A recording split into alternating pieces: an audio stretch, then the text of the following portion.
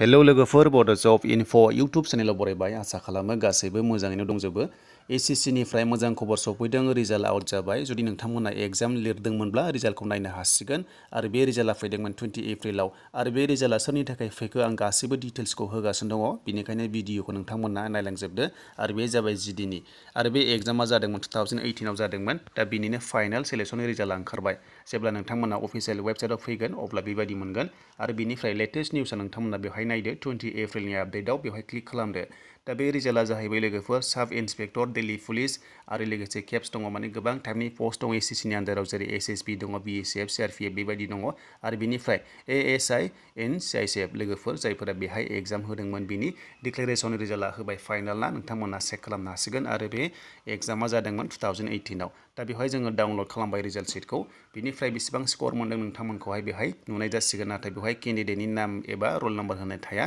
मात्र बेवहाय भेकेन्सिस फिलआप जानायखौ होदों आरो लोगोसे मा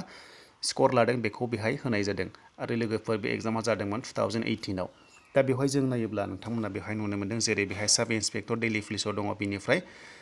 बिएसएफ दङ सिआरपिएफ दङ आइटिबिपिएफ दङ बिनिफ्राय एसएसबि दङ बेवहाय माखासे पोस्ट बेफोरबायदि दङमोन दा बिनि गेजेराव हिन्जावफोरना 161 फिमेल दंमोन बेवहाय गासिबो फिलआप जाबाय होनना बुंदों जेरै एसटिफ्रा 15 जन मोनदों होननानै बुंदों बेवहाय 15 फिलआप जाबाय दा बिनिफ्राय नेक्स्टआव जों थाङोब्ला बेहाय स्कर होनाय दङ जेरै 246 मोनदों हाइस्ट बेनो जाबाय पेपार 1 आरो पेपार 2 मोननैखौबो लानानै आरो नेक्स्टआव जों थाङोब्ला बेहाय हौवाफोरनि मोनगोन बेनो जाबाय भेकेन्सिसा दङमोन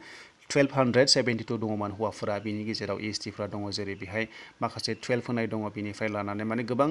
केटेगरि लानानै दङ आरो जेरै बेहाय एसएसबि दङ हमना ला दिल्ली पुलिस दं बेबायदि दङ बेनिखायनो बेहाय खम नुदों दा नेक्स्टआव जों थाङोब्ला बेहाय दङ जेरै दिल्ली पुलिसाव दङ बेफोरबायदि मोनदों आरो लोगोसे बेहाय दङ केप्सआव मोनदों जेरै एसटिफ्रा 92 पोस्ट दंमोन गासैबो फिलआप जाबाय बेबायदि होननानै बेवहाय होनाय दङ दा नेक्स्टआव जों थाङोब्ला आरोबाव बेसेबां स्कर मोनदों बेवहायबो मोननाय दङ नोंथांमोना मोनगोन पेपार 1 आरो पेपार 2 बेखायनो नोंथांमोनखौहाय डकुमेन्ट भेरिफिकेसननि थाखाय लिंहरगोन जायफोरा पास जादों नोंथांमोननि थाखाय आरो एक्सट्रा फैबावगोन रिजाल्टआ बेनो जाबाय नोंथांमोना चेक खालामनो हागोन उनावहाय आरो नोंथांमोनखौहाय डकुमेन्ट भेरिफिकेसननि थाखाय लिंहरनाय जागोन दा बेनि लोगोफोर फाइनाल सिलेक्शन रिजाल्टआ ओंखारबाय नोंथांमोना चेक खालामनो हासिगोन आरो लोगोसे नोंथांमोना जुदि नायनो गोसो दङब्ला अफिसियेल वेबसाइटआव थांनानै नायनो हागोन आङो डिसक्रिपसनाव लिंकखौ गासैखौबो होजोबदों थ' बेनोसै लोगोफोर आपडेटआ एसएससिनिफ्राय फैनाय केप्स बिजिडिमोन नोंथांमोना जुदि एग्जाम होदोंमोनब्ला रिजाल्टखौ नायनो हासिगोन